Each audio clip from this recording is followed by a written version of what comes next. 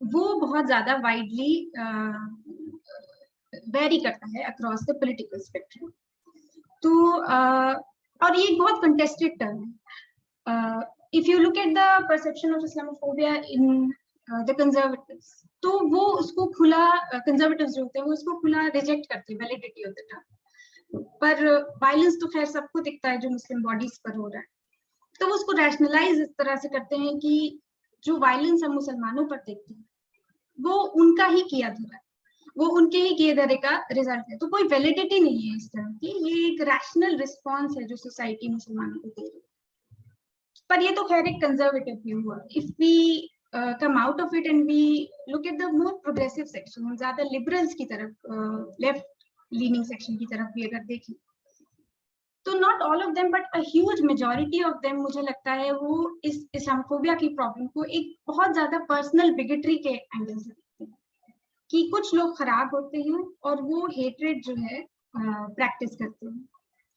और मेरे हिसाब से ये व्यू भी ऑलमोस्ट उतना ही प्रॉब्लमेटिक है जितना कि इसका एक complete denial. And I think it is because ये हमें एक सिस्टमैटिक अंडरस्टैंडिंग जो है इस्लामोफोबिया कि वो कैसे बार बार सिस्टम में प्रोड्यूस हो रहा है, रिप्रोड्यूस हो रहा है और कैसे सस्टेन हो रहा है, वो ऑब्सक्योर कर देता है।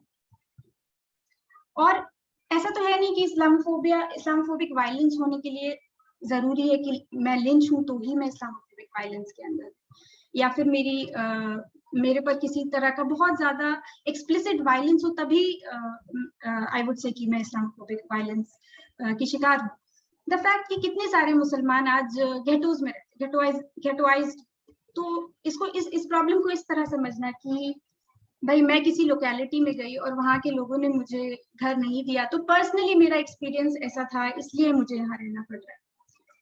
अब पर्सनली किसी का एक्सपीरियंस ये जरूर हो सकता है कि आप गए और आपको घर दे दिया गया in spite of you being Muslim, but the fact कि ज्यादातर लोगों को घर नहीं मिलता और उन्हें ऐसी लोकेलिटीज में रहना पड़ता है जहां पर उनके बच्चों को खेलने के लिए पार्क्स नहीं, उन्हें ज्यादा पोल्यूटेड एरियाज में रहना है जहां म्यूनिसिपैलिटी की कोई सर्विसेज ही नहीं है, तो आपको एक जगह घुसाया जा रहा है।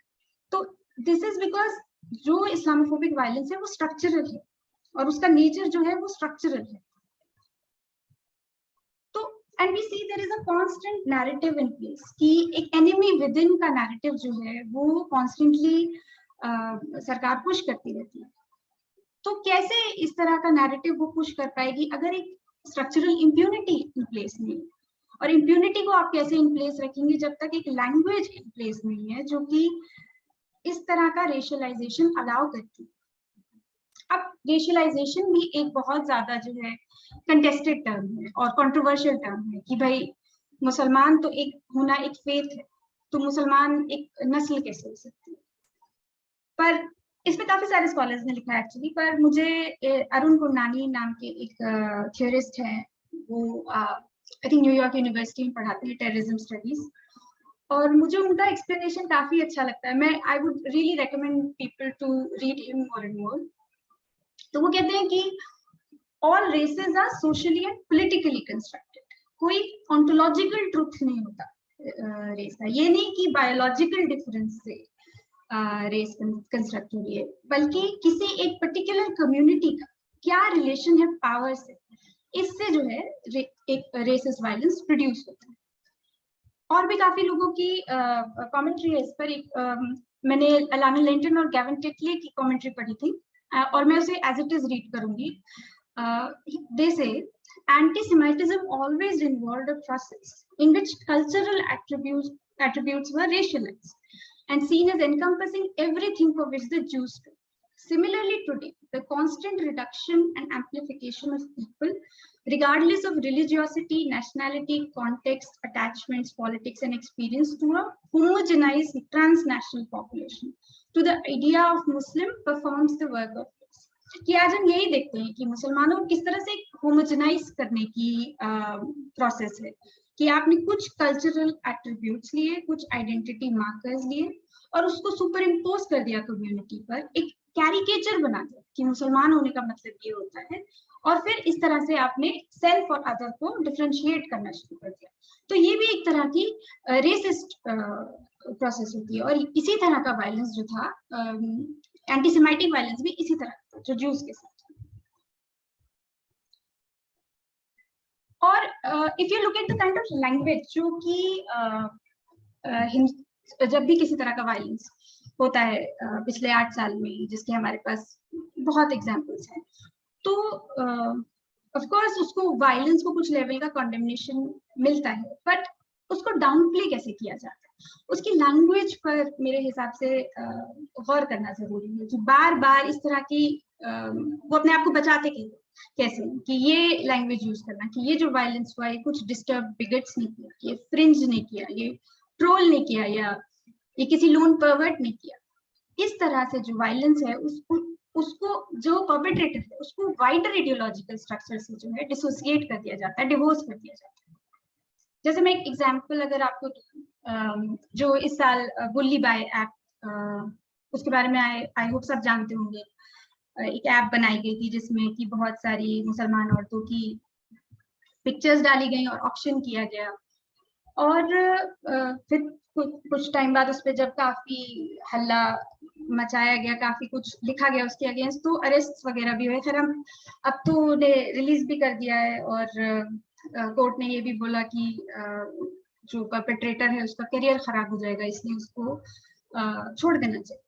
बट एक और एस्पेक्ट है इसका जो मुझे बहुत इंटरेस्टिंग लगता है कि जब वो अरेस्ट हुआ था तो काफी सारे लाइन लग रही थी कि उस पे ऑपेड्स लिखे जा रहे हैं, बहुत कुछ उस पे बात हो रही है। और मैंने एक हिंदू में एक आर्टिकल पढ़ा था जिसमें कि उन्होंने ये बताया था कि वो जो लड़का है उसके माँ बाप जो है वो कांग्रेस सपोर्टर्स हैं और उसके दादा जो है वो कम्युनिस्ट हैं।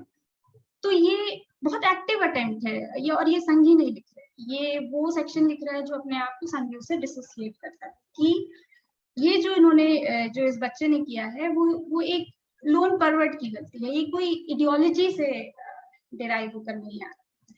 तो आई थिंक इससे क्या होता है कि ये जो आइडियोलॉजिकल स्ट्रक्चर है वो हमें नहीं देखने देता, और ये हमें जो वैल्यू सिस्टम है सोसाइटी वो नहीं देखने देता, जो सब्जेक्टिव जो वेज ऑफ थिंकिंग है जिससे कि ये वायलेंस जो है बार बार रिप्रोड्यूस हो रहा है सिस्टम में, ये हमें वो देखने नहीं देता।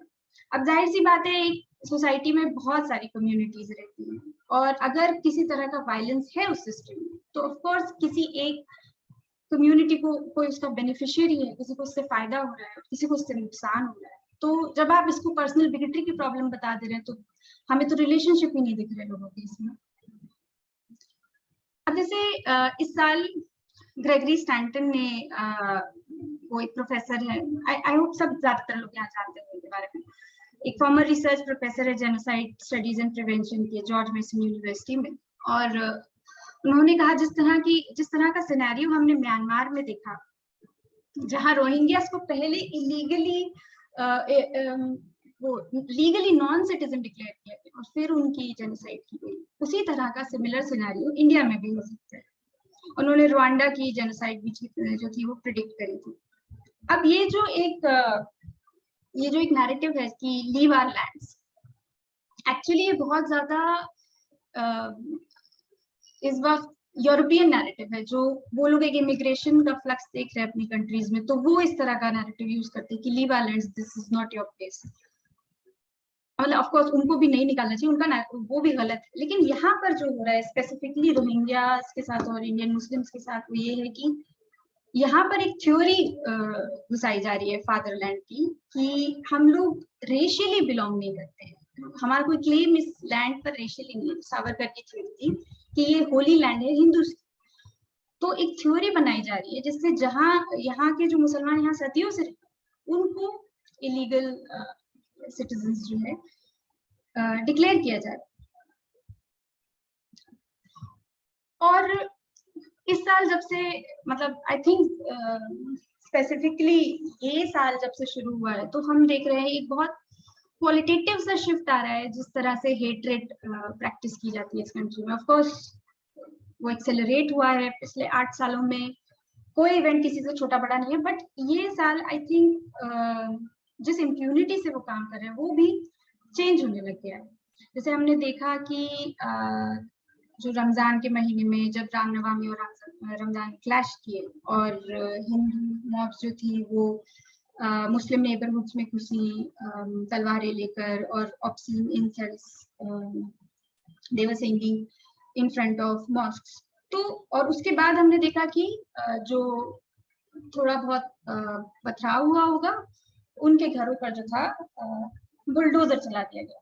तो कोई रिमोटेस्ट लेवल ऑफ प्रोटेस्ट भी अगर मुस्लिम्स का होता है तो उसके ऊपर बुलडोजर चला दिया जाता है। पर उसके बाद भी जब ये चीजें रिपोर्ट की जाती है तो उनको लिखा इस तरह से जाता है कि two sided clash, communal clash, और बार बार इसको एक कम्युनल प्रॉब्लम, मतलब भाई भाईचारा खत्म हो गया है, इस वजह से ये प्रॉब्लम शुरू हो रही है। अगर हम इन इवेंट्स को एनालाइज करें तो मेरे हिसाब से ये there are 3 steps in which this violence takes place.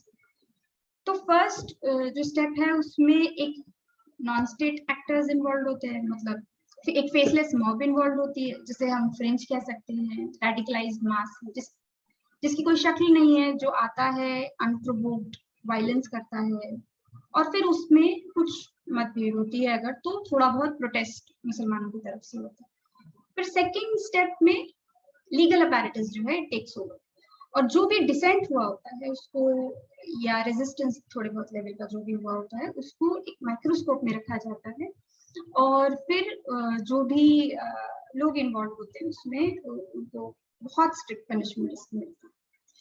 But to sum it up in these two parts, I think is incomplete. एक थर्ड पार्ट जो है वो सबसे ज्यादा इम्पोर्टेंट है कि जब ये इवेंट एक स्पेक्टिकल बन के सोसाइटी के सामने प्रेजेंट किया जाता है, तो एक हर बार एक अटेम्प्ट होता है उस इंसिडेंट को आइसोलेशन में देखने का, उस इंसिडेंट को कंफ्यूजन में देखने का, कि as if they are not able to join the dots कि ये क्यों हो रहा है, और बार बार उस पर बहुत सारी जो है लगातार डिबेट्स की जाती हैं कि क्या मतलब लिंच करना गलत था, तो क्या बीफ खाना सही था, क्या मुस्कान के पीछे जो मॉब आई जय श्री राम चिल्लाती थी क्या वो चिल्लाना ठीक था, क्या वो गलत था तो मुस्कान का अल्लाह अकबर चिल्लाना ही ठीक था। तो एक टू साइडेड कल्चरल वॉर जैसा इसको दिखाना, नॉर्मलाइज करना सिचुएशन को, सप्रेस करना जो भी डिसेंट प्रोड्यूस हुआ है उसको, और इसका इफेक्ट जो है हम देखते हैं कि जो हमारी लैंग्वेज है उसी से मुसलमान शब्द जो है गायब होना शुरू हो गया।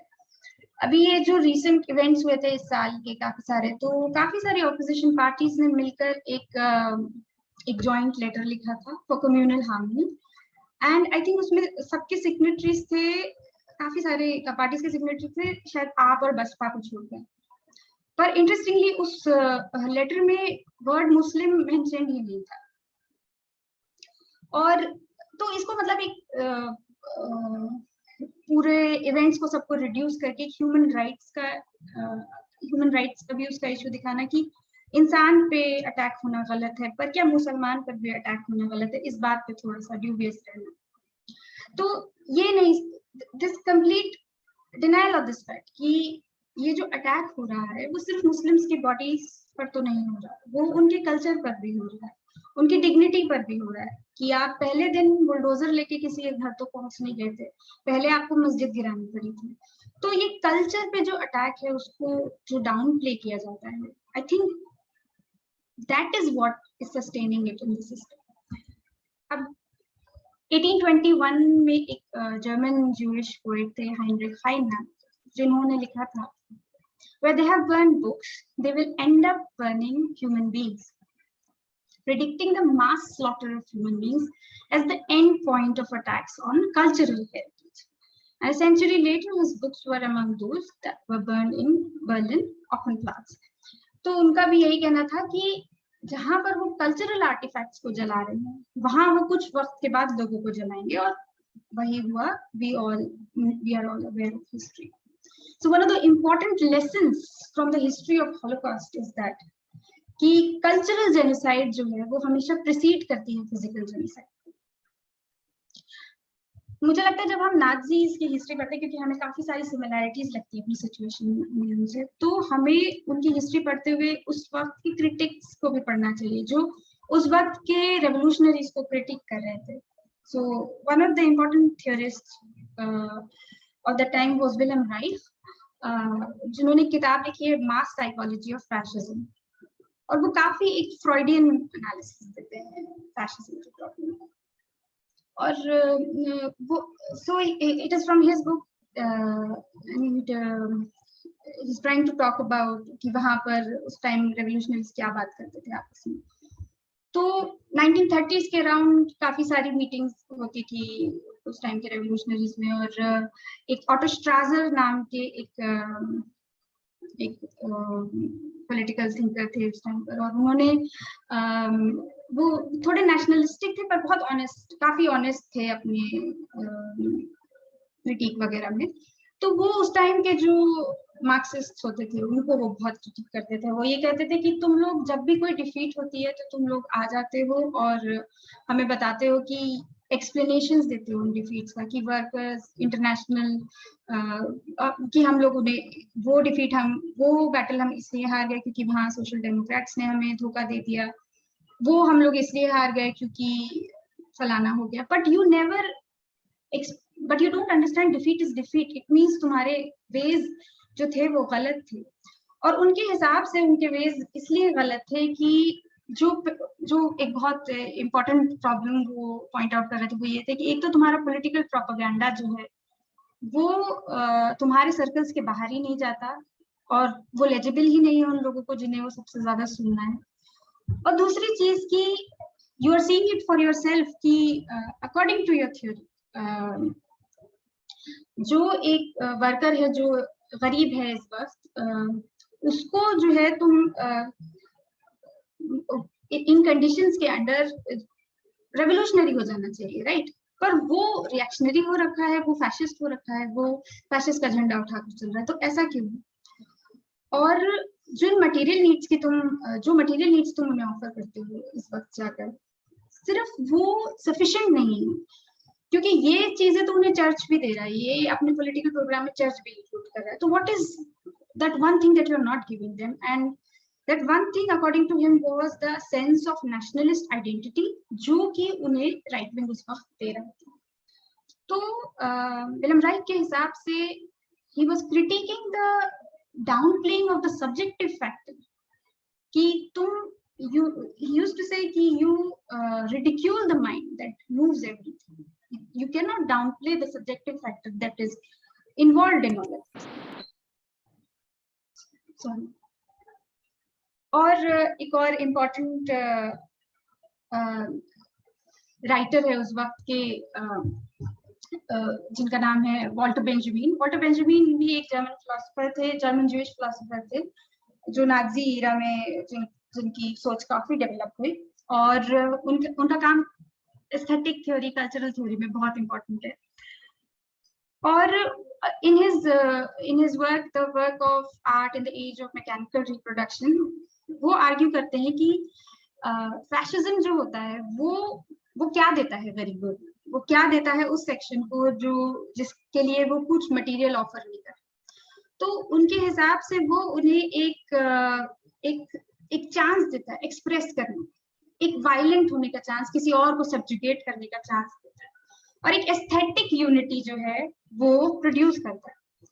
आई थिंक बहुत हद तक हम भी ये समझ सकते हैं कि जो फैशिस्ट क्लास है वो सिर्फ एक अपर बुर्जुआ क्लास नहीं है, वो it has corrupted all classes. हर तरह के लोग जो है इसमें इन्वॉल्व हैं, और वो कैसे इन्वॉल्व होते हैं, उन्हें क्या ऑफर कर रहे हैं. I think it is also important to sort of subjectively look into it. So what is it about Hindu nationalism today which is culminating into present day fascism? What is it that makes it such a successful project? I mean, कैसे ये इतना successful हुआ? और I think Thomas Blom Hansen again एक anthropologist है, political thinker है, उनका भी काम बहुत important है. तो ये उनकी बुक से है. This is from his book The Saffron Babe. वो उनकी काफी सारी इंसाइट्स मुझे बहुत इंपॉर्टेंट लगती है, क्योंकि वो काफी साइको एनालिटिक पर्सपेक्टिव से जो है इस प्रॉब्लम को देखते हैं। और एक सेकंड, तो हैंसन आर्ग्यूज इन इस बुक की जो हिंदू नेशनलिस्ट मूवमेंट है इंडिया,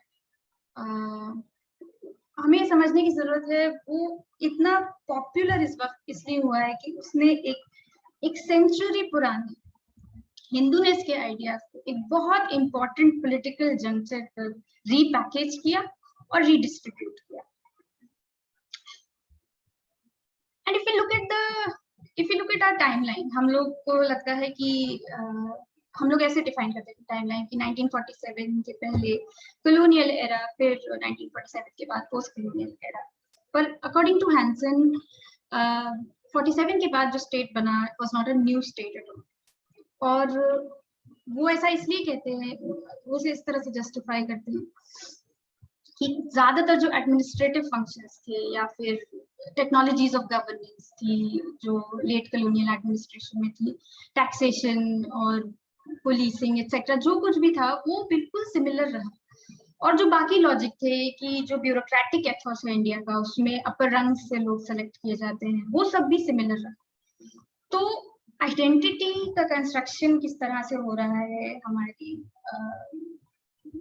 the larger psyche, वो सिमिलर रहा। But the only change that happened was एक majority minority का जो एक नया डायनामिक था वो जो था प्रोड्यूस हुआ।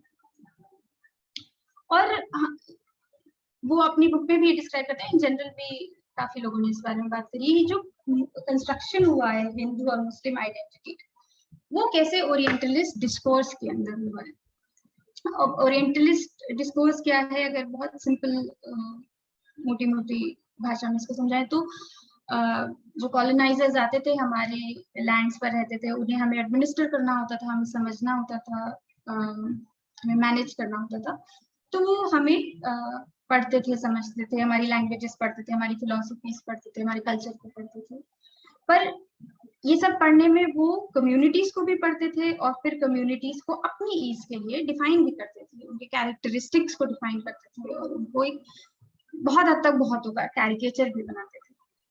ओरिएंटलिज्म जो टर्म है, ऑल्दो वो एडवर्ड सईद ने 1978 में दिया था, और according to that it is a very distorted case in which पूरी दुनिया को ही दो पार्ट्स में डिवाइड कर दिया गया है, ईस्ट और वेस्ट, जिसमें से वेस्ट को सेंट्रल रखा जाता है और ईस्ट को अदर के फ्रेमवर्क से देखा जाता है। तो जो ब्रिटिश ओरिएंटलिस्ट डिस्कोर्स था, उसके अंदर सिर्फ एक नेटिव हिंदू मैन की इमेज ही नहीं बनाई गई, बल्कि एक इन्वेडर फॉरेनर मैन की भी इमेज बनाई गई, जो कि अभी तक हमारी इमेजिनेशन में सर्वाइव करती है। जैसे I will read one excerpt from one person called William Watts, जो कि एक सोल्जर थे और एक राइटर थे, और उन्होंने 1757 की वॉर ऑफ प्लासी में पार्टिसिपेट किया था। ये उनके वर्ड्स हैं, the two great nations differ widely in their complexion, languages, manners, and religion. The Mughals are a robust, stately, and in respect to the original natives, a fair people. They are naturally vain, addicted to luxury, fierce, oppressive, and for the most part very rapacious. The Hindus or native Indians are industrious than Moors. The Hindus are a mild, subtle, frugal race of men, exceedingly superstitious, submissive, but naturally jealous, suspicious, which is principally owing to the abject slavery that they were kept by the Moors.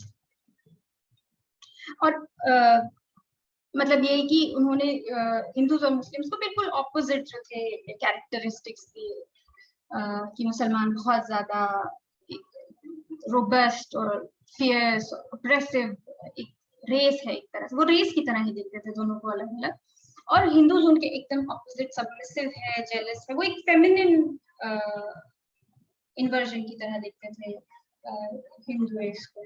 और interesting thing ये है कि उन्होंने जिस तरह से एक reciprocal की लैंग्वेज इम्प्लाई करी दोनों के लिए, हिंदूज और मुस्लिम्स के लिए, आई थिंक वो लैंग्वेज भी आज तक जो है हमारी इमेजिनेशन में सरवाइव करती है। और ओरिएंटलिस्ट लिटरेचर में इंडिया को भी एज अ लैंड, इंडिया को भी वेस्ट का एक ऑपोजिट दिखाया गया था, फेमिनिन इन्वर्जन की तरह उसको दिखाया गया था. It was seen as the locus of spirituality, softness, feminineness. और in fact to this day I believe, अगर कोई बिल्कुल पॉलिटिक्स में इन्वेस्टेड नहीं है तो एक नॉर्मल वाइट इंसान का अंडरस्टैंडिंग इंडिया को लेकर बहुत हद तक अभी भी ऐसा होता है. But Savarkar, on the other hand, I think it's interesting that Savarkar found it very difficult to construct West as the author of Hindu culture. और उनके हिसाब से, like a very good sportsman, we must admire the might and skill of British. उनके हिसाब से हमें उनसे सीखना चाहिए कि कैसे उन्होंने अपने आप को इतना एस्टेब्लिश किया. और सावरकर के हिसाब से हिंदूज का जो मेन थ्रेट था वो कॉलोनाइजर्स नहीं थे, वो मुसलमान थे. और not just because of the ongoing cultural struggles he saw, but because जो उनको लगता था जो सेल्फ कॉन्फिडेंस की कमी हिंदूज महसूस करते हैं वो is because of Muslims. और जो फेमिनाइजेशन हिंदूज में है is because they have not yet manned up to Muslims. और सावरकर ने ये प्रोपेगेट की थी ये लाइन, मिलिटराइज हिंदुस्तान. उनका कहना ये था कि ज्यादा से ज्यादा हिंदूज को जो है ब्रिटिश आर्मी ज्वाइन करनी चाहिए, और इससे जो फेमिनाइजेशन का प्रोसेस है हिंदूज का, जो कि उनके हिसाब से ब्रिटिश रूल के अंडर हो रहा था, वो रिवर्स हो जाएगा. And at the same time they will look more loyal to the British this way. और ये जो मिथ है सॉफ्टनेस और फेमिनाइजेशन का, ये काफी सारे उस टाइम के राइटर्स में भी we can see it reflected. जैसे विवेकानंदा ने भी अपनी राइटिंग्स में इस तरह से लिखा है कि मुस्लिम्स में अपने अंदर कोई किसी तरह की जो है सॉफ्टनेस या फिर किसी तरह की इंक्लूसिवनेस, प्लुरलिटी की कोई क्वालिटी होती ही नहीं है. ये सब उन्होंने हिंदूज के साथ रह के थोड़ा बहुत सीख लिया, वरना उन्हें they don't have these qualities at all. तो मतलब जो आज तक हमारे इडियोलॉजिकल कंस्ट्रक्ट्स हैं वो अभी तक इन्हीं they are a legacy of these developments. And there's a very interesting thing here कि हम देखते हैं कि एक फेमिनाइजेशन जो था बहुत सेंट्रल था in the anxiety that was around the Hindu identity. और बार बार जो हिंदू आइडेंटिटी का कंस्ट्रक्शन है उसकी जो साइट थी, that repeatedly became कि how emasculation, कि how do you emasculate. आप किसी फेमिनिन ऑब्जेक्ट को प्रोटेक्ट करके जो है किसी फॉरेन इन्वेडर से आप emasculate होते हैं और आप हिंदू बन जाते हैं. तो ये हिंदू नेस की जो थी वो एक तरह से डेफिनेशन बनने लगी, हिंदू बनने का तरीका बनने लगा. जैसे कि ये जो मेटाफोरिक फेमिनाइजेशन था ये बहुत ज्यादा पॉपुलराइज कराया गया 1920s के अराउंड, जब काउ प्रोटेक्शन मूवमेंट जो था पहली बार शुरू हुआ. तो उस टाइम पे ये बहुत एक डिस्कशन का टॉपिक होता था कि कैसे हमें अपनी गाय माता को बचाना है. सिर्फ गाय माता को ही नहीं, भारत माता की भी इमेज जो थी माँ की इमेज में, फेमिनिन इमेज में प्रोड्यूस की गई, और उसको बचाना जो है वो इमैस्कुलेशन का प्रोसेस बनने लग गया. और वो मूवमेंट जो काउ प्रोटेक्शन मूवमेंट था वो सक्सेसफुल ही इसलिए था क्योंकि उसने पहली बार जो था एक तरह की कलेक्टिव हिंदू आइडेंटिटी को था प्रोड्यूस करना शुरू किया. इनफैक्ट इवन इफ ये जो लव जिहाद की थ्योरी हम देखते हैं ये भी कोई नई थ्योरी नहीं है, ये this is also around at least a century old. वो भी उसी वक्त 2030s के अराउंड शुरू हुई campaign around the abduction of Hindu women and उनका forced conversion, इसके अराउंड कॉन्वर्सेशन शुरू हुई. और ये कॉमन रेफरेंस पॉइंट बन गया for a lot of Hindus to base their identities. और ये वही वक्त था जब प्रिंट कैपिटलिज्म नया नया जो था शुरू हुआ था, और काफी सारे जो लिटरेरी वर्क्स थे जिनके बहुत ज्यादा प्रोवोकेटिव टाइटल्स थे, जैसे हिंदू औरतों की लूट या हिंदू स्त्रियों की लूट का कारण, इस तरह के लिटरेरी वर्क्स जो थे वो दे स्टार्टेड मेकिंग राउंड. और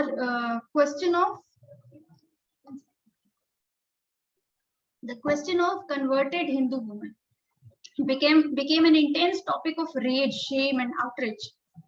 और even a century later we see कि वो जो एक हिंदू आइडेंटिटी के अराउंड जो एंजाइटी है, it is based on a very similar sort of sexual anxiety. और इसका जो इफेक्ट है वो हम देखते हैं वो मुसलमान औरतों पर भी होता है। जो इस्लामोफोबिया है यहाँ पर वो किस तरह से मैनिफेस्ट करता है, it's a little different than how of course Hindu women experience it. In fact अगर आप जनरली देखें तो जो भी रेसिस्ट वायलेंस दुनिया में होता है उसमें जो क्राइम के परपेट्रेटर्स होते हैं वो भी ज्यादातर आदमी होते हैं और जो रिसीवर्स होते हैं वो भी ज्यादातर आदमी होते हैं, इन except for specifically for Muslims though it is a little different, क्योंकि it becomes much easier to identify a Muslim woman who's wearing the niqab, तो उस पर अटैक करना भी जो है वो ज्यादा आसान हो जाता है। तो ये तो खैर पूरी दुनिया में भी हम देख रहे हैं और अब इंडिया में भी जो है अटैक्स मुस्लिम औरतों पर जो है काफी अलग अलग तरह से मैनिफेस्ट कर रहे हैं। और एक बहुत इंटरेस्टिंग चीज की जो मुसलमान औरत की लिबरेशन का क्वेश्चन है, it occupies a very central role in the politics of BJP and for a political party जो इतनी ज्यादा invested है openly in a propaganda machinery which is explicitly focused on othering Muslims. तो उनका ये जो unusual concern है towards the liberation of Muslim women, it does raise some eyebrows, right? तो अगर ये मुसलमान औरत का ही liberation जो है आपके लिए इतना important है, और औरत का liberation नहीं, they don't say women's liberation, they want to liberate Muslim women. तो there must be something about the religion जिसकी वजह से वो ऑप्रेस्ड है, वही होगी ना उसकी बॉन्डेज की condition. In fact if you I think lot of you might be knowing कि 1 अगस्त को बीजेपी ने मुस्लिम विमेंस राइट्स डे भी डिक्लेयर किया and it corresponds to the day when the parliament passed when the parliament passed the Muslim women protection of rights on marriage bill, वो एक triple तलाक वाला बिल था, also known as triple talaq, and over 650 women's rights activists उन्होंने इनमें से काफी सारी वो थी जो इनिशियली पार्टिसिपेट कर रही थी ट्रिपल तलाक के लॉ के अगेंस्ट भी, they all signed against it. और क्योंकि 2002 में पहले ही ये ट्रिपल तलाक जो था इनवैलिडेट हो चुका था, पर 2019 में जो था एक एडिशनल स्टेप लिया गया जिसमें कि जो मुस्लिम मेन है उनको क्रिमिनलाइज करना भी ऑथराइज कर दिया गया। तो जो वो मुस्लिम औरतें थी जो शुरू से इसके लिए लड़ भी रही थी, they also saw it is not going in the direction that they sort of intended to.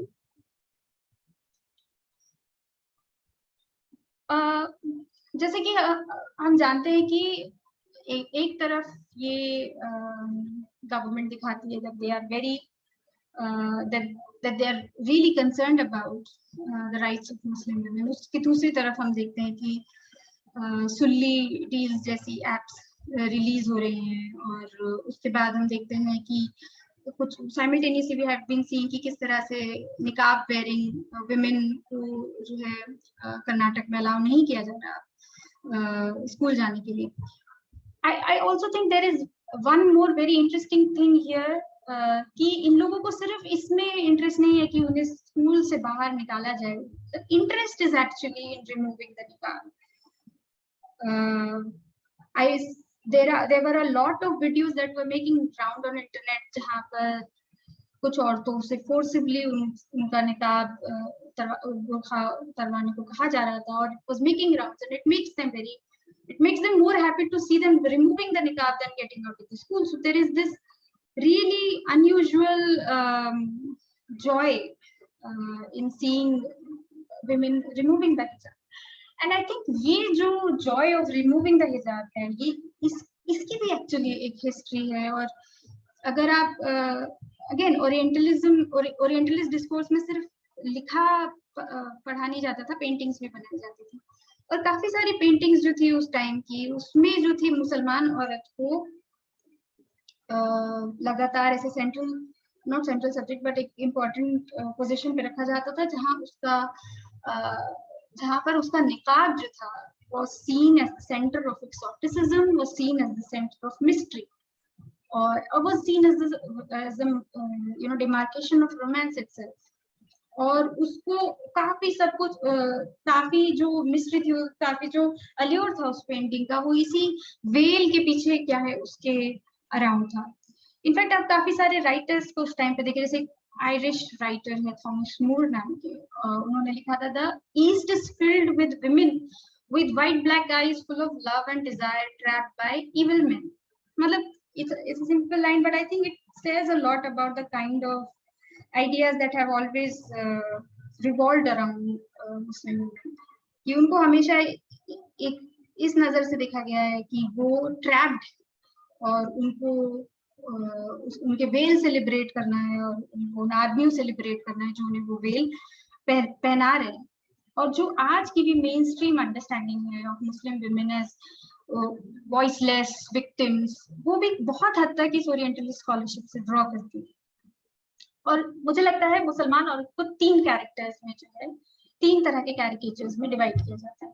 एक तो उसको देखा जाता है एक एग्जॉटिक सेक्सुअलाइज्ड औरत बिहाइंड द वेल।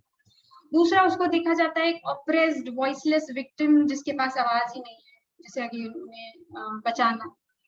और तीसरा कैरेक्टर होता है उस औरत का जो उनका सेवियरशिप जो है रिजेक्ट कर देती है, और रिजेक्ट करते ही वो एक फनाटिक टेररिज्म सिंपथाइजर हो जाती है। और this again is not construction जो इंसान अपने दिमाग में बैठे बैठे सपने में देखकर इस तरह से करता है। These images are produced in the cultural industry, they are produced in news and entertainment media both, and they both generate these stereotypes and they fix these images in our minds. अब जैसे आप अगर report देखिए fact finding committee की जो Delhi minority commission ने निकाली थी, नॉर्थ ईस्ट दिल्ली राइट्स जो 2020 में हुए थे, उसमें देखे तो वहां पर जो मॉब थी वो काफी सारे स्लोगन्स उन्होंने बोले। उनमें से एक स्लोगन जो था वो ये था कि आज काफी सारी सकीनाएं जो हैं पकड़ी जाएंगी। And if you know who Sakina है, Sakina refers to a character from a movie called Gadar जो 2002 में रिलीज हुई थी। और उस मूवी में मुझे ऐसे काफी मूवीज है, बट मुझे वो मूवी की केस स्टडी भी काफी इंटरेस्टिंग लगती है क्योंकि उसमें काफी सारी चीजें आप देख सकते हैं। उसमें जिस तरह से नॉर्मली मुसलमान औरत को और इवन हिंदू आदमी को परसीव किया जाता है कि पहले तो सकीना एक राइट में एक राइट जैसी सिचुएशन में ट्रैप्ड होती है जब हिंदू मुस्लिम पार्टीशन जब इंडिया पाकिस्तान का पार्टीशन हो रहा होता है, तो वहां पर आकर जो दंगाई होते हैं वो उन्हें मारने की कोशिश कर रहे होते हैं, और फिर उन्हें आकर तारा सिंह नाम के एक आदमी बचाते हैं। तो आई थिंक वहां उस जो दिल्ली राइट्स में जो स्लोगन थे वो खुद को दंगाई इमेजिन करके वो बोल रहे थे कि आज सकीना मारी जाएगी। पर even if you look at the latter part of the movie, Sakina को तारा सिंह बचाते हैं और फिर सकीना कुछ टाइम की, मुझे पूरी मूवी याद नहीं, पर वो कुछ टाइम बाद अपने घर जाती हैं और उनके घर पाकिस्तान में भी the family obviously doesn't see her as a person who can have her will, और वो पूरा एक क्लियरली बैड गाइज और गुड गाइज को पोर्ट्रे करना। तो ये इमेजेस जो है वो बहुत, और ये तो एक एग्जाम्पल, ऑफ कोर्स हमें पता है बहुत सारी इस तरह की मूवीज जो है वो रही हैं जिनमें बहुत सिंपलिस्टिक कैरिकेचर बनाया जाता है मुसलमान औरत का और उसको एक सेवियर जो है बचाने वाला होता है। और इसका जो असर है ये कोई ऐसी चीज नहीं है जो सिर्फ कल्चरल रियल्म में रह के खत्म हो जाती है। अगर आप इसका असर देखें तो बॉडी ऑफ लॉ में और लेजिस्लेशन में भी इसका असर हमें दिखता है कि जब 370 हटाया गया कश्मीर से, तो बहुत तरह के जो थे आर्ग्यूमेंट्स निकल रहे थे इस पे कि सिर्फ ये एक नहीं था, पर एक उनमें से ये भी था कि ये इसलिए किया गया कि इससे, इस डिसीजन से जो है कश्मीरी औरतें लिबरेट हो जाएंगी कि now they can pass their property to their kids, जो अभी तक उन्हें अलाउड नहीं था। और अब जो नॉन कश्मीरी आदमी है वो कश्मीरी औरतों से जो है शादी कर सकते हैं। तो ये जो डिसीजन है वो कश्मीरी औरतों के लिबरेशन के लिए लिया गया है। तो ये तो हो गया कि हम मुसलमान औरतों को ऐसे इस तरह से एक एग्जॉटिक और बहुत ज्यादा वॉइसलेस औरत जो खुद के लिए कुछ नहीं कर सकती, तो हम उसके लिए करेंगे, इस तरह से देखते हैं। और जो थर्ड कैटेगरी क्या, थर्ड तरह का उनका खुद का परसेप्शन जो होता है मुसलमान औरतों का, वो हम देखते हैं कि it is not even thing worth mentioning. We know the kind of abuse that Rana Ayub gets for the kind of journalism that she does, और जो भी ज्यादातर उनके ऊपर मीम्स बनाए जाते हैं वो किस कदर सेक्सुअल नेचर के होते हैं। इनफैक्ट जब शाहीन बाग हो रहा था तो उस वक्त भी काफी सारा प्रोपेगेंडा ये सब तो था ही कि ये लोग पाकिस्तान से एसोसिएटेड है, किसी इस्लामिक ग्रुप से एसोसिएटेड है, ये सब। पर एक जो बहुत ही टिपिकल प्रोपेगेंडा था उस वक्त वो ये था कि यहाँ पर एक प्रोस्टिट्यूशन रैकेट चल रहा है, जिसका वो एक्चुअली उन्होंने एक क्लिप सर्कुलेट करी थी जो कि कहीं और की 2 साल पुरानी क्लिप थी, और पर खैर उसने भी काफी दम पकड़ा था। और कैसे दम पकड़ पाया इतना बेसलेस एलिगेशन, जब तक कि लोगों के दिमाग में खुद इस तरह की जो है सेक्सुअल इमेजिनेशंस नहीं रहती है। तो ये जो एवरीडे डेग्रेडेशन है जो मुसलमान औरतें सफर करती हैं, वी आल्सो सी इट कि जैसे कोई राइट्स वगैरह होते हैं तो उसका काफी सारा ग्रंथ मुसलमान औरतों पे इस तरह जाता है कि मास रेप्स होते हैं। पर ये जो इस तरह का जो ये वायलेंस है जो मुसलमान औरतों को स्पेसिफिकली एक सेव करने का या ओन करने का, वो कहाँ से आ रहा है? वो भी यहीं से आ रहा है कि इस कदर ये जो इनका एमैस्कुलेशन का ड्राइव है, इस कदर पेट्रियार्कल जो सोसाइटी, तो औरत को एक प्रॉपर्टी से ज्यादा जो है उसमें देखा भी नहीं जा रहा। और क्योंकि ये थ्योरी एक कल्चरल एक्सपेंशन की भी थ्योरी की, उनको अपना हिंदुत्व को बढ़ाना ही अपने कल्चर को बढ़ाकर, तो मुसलमान औरतों को उसी तरह से देखा जाता है कि अगर हमें अपना हिंदुत्व का बेस बढ़ाना है तो we have to do it through acquiring more and more Muslim women. So her body becomes another site of conquest, of violation and humiliation, and her submission to an alternate culture of patriarchy is taken as a reinforcement of control over Muslim population. तो अब ये जो ideological constructs हैं जो बार बार जो इतने सालों पहले बनाए गए थे, वो इतने alluring क्यों है, और लोग why do they fall back to them? और इसका थोड़ा सा एक थॉमस ब्लाम हैंसन भी अपनी किताब में एक साइको एनालिटिक लेंस से इसको समझाते हैं, थोड़ा लकानियन लेंस से, कि और वो कहते हैं कि आइडियोलॉजी को इस तरह से नहीं देखना चाहिए कि वो सिर्फ वो चीज है जो जब आप पॉलिटिकल बातचीत कर रहे हैं तब निकल रही है। आइडियोलॉजी सबसे ज्यादा इफेक्टिव तब होती है जब वो आपके अनकॉन्शियस का पार्ट बन जाती है, कि आप कैसे खाते हैं, कैसे पीते हैं, कैसे बातचीत करते हैं, जब वो उसका जो है एक पार्ट बन जाती है। और ये कि हम अपनी डेफिनेशंस कैसे बनाते हैं सेल्फ और अदर की, वो भी आइडियोलॉजिकली डिराइव होता है। हम गुड और बैड की डेफिनेशंस कैसे बनाते हैं, वो सब भी आइडियोलॉजिकली डिराइव होता है। और इसकी पावर कहाँ से आती है? Like he explains in terms of anti-Semitism, he says the power of anti-Semitism derives from the way it posits Jew as responsible for the fundamental splits in identities and social antagonism, कि उनको अपना वो जो हिंदू राष्ट्र imagine करते हैं, जो revolution imagine करते हैं, उसको तब तक इमेजिन ही नहीं कर पाएंगे जब तक एक एंटेगोनिस्टिक फिगर नहीं जो उस रेवोल्यूशन को होने से रोक रहा है। तो the Muslim figure becomes that figure, जिसको जैसे ही एलिमिनेट किया गया तो हिंदू राष्ट्र पूरा हो जाएगा। It promises a sense of fulfilling your identity more deeply, जैसे कि कोई ontological truth हो हिंदू होने का। आई थिंक इस सब में मुझे जो लगता है, ये जो एक इमैस्कुलेशन का अनकॉन्शियस प्रोजेक्ट जो है, जो मेरे हिसाब से हिंदू राष्ट्र का निकला है, उसमें सबसे इम्पोर्टेंट एस्पेक्ट ये है कि इसका जो एंटेगोनिस्टिक फेस, जो इसका रेजिस्टेंस का फेस बनकर निकल रहा है, वो भी अनकॉन्शियसली एक मुसलमान औरत का निकल रहा है, जो actually in a lot of ways उसकी ऑपोजिट है। I don't know, मैं शायद इसको एक थोड़ा romantic perspective से देखी हूँ, but I find it also inspiring, and I also think that it is important to see कि वो किस project के opposition में मुसलमान औरत एक phase में निकलती है. I think I'd like to sort of end with this.